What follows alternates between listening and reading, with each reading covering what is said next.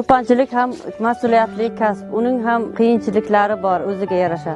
Ertalab vaqtli turib nonushta taxlayman oilamga, qo'ylarga yem-hashak beramiz, dalaga chiqarib yuboramiz.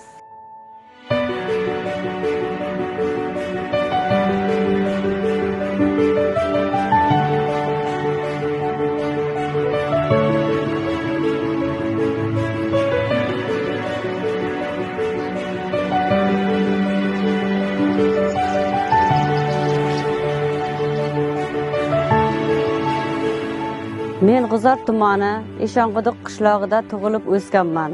Men bolaligimdan chorvani ichida katta bo'lganman. Bobom rahmatli ham cho'pon bo'lib o'tgan. Qaynotam ham katta cho'pon bo'lganlar. Hozirgi kunda G'uzor qorako'lchilik imchijida bosh cho'pon bo'lib ishlayman.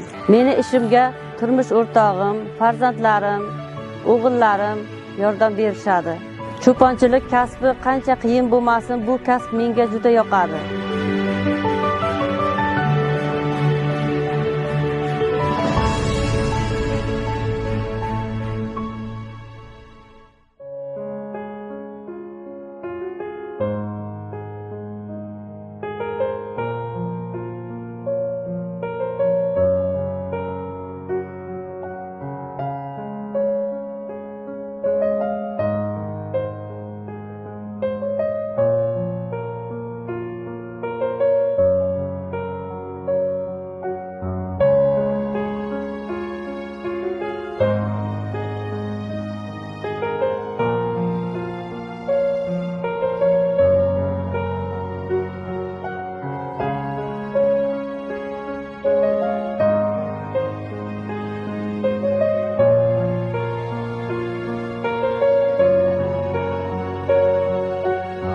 Turmush qurganimizga shu oilam bilan 30 yilga yaqinlashib qoldi.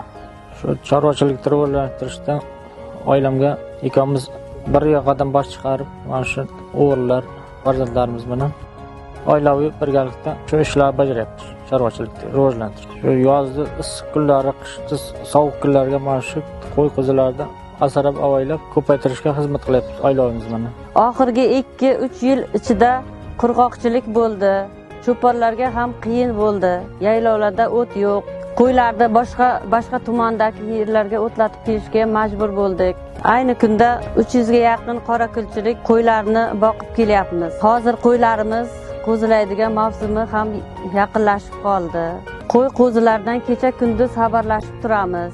Qo'ylarni qishdan eson-omon chiqarish uchun uzoq olislardan yem-hashak olib kelamiz. Bularning ham o'ziga yarasha qiyinchiligi bor. Men bu tanlagan kasbimdan faxrlanaman. Yurtimga, davlatimga shu hisobni qo'shayotganimdan mamnunman. Shu halol mehnatim bilan 2 nafar farzandimni o'qityapmiz. Qizimni turmushga berdik, 2 ta nabiram bor. Nasib bo'lsa to'ylar qilmoqchimiz. Agar inson o'z kasbini sevib, sidqi dildan bajarsa, unga u kasb hurmat, baraka olib keladi. Menga mana shunday mehribon, mehnatsevar ayol taqdir qilgandan baxtiyorman. Biz cho'ponlar doim Xudodan yomg'ir so'raymiz. Ilohim bu yil yurtimizda yog'ingarchilik bo'lsin, yillarimiz yaxshi bo'lsin, o't-o'lanlarimiz ko'p bo'lsin, chorvachiligimiz rivojlansin. Biz cho'ponlarni qo'llab-quvvatlab turgan prezidentimizga rahmat.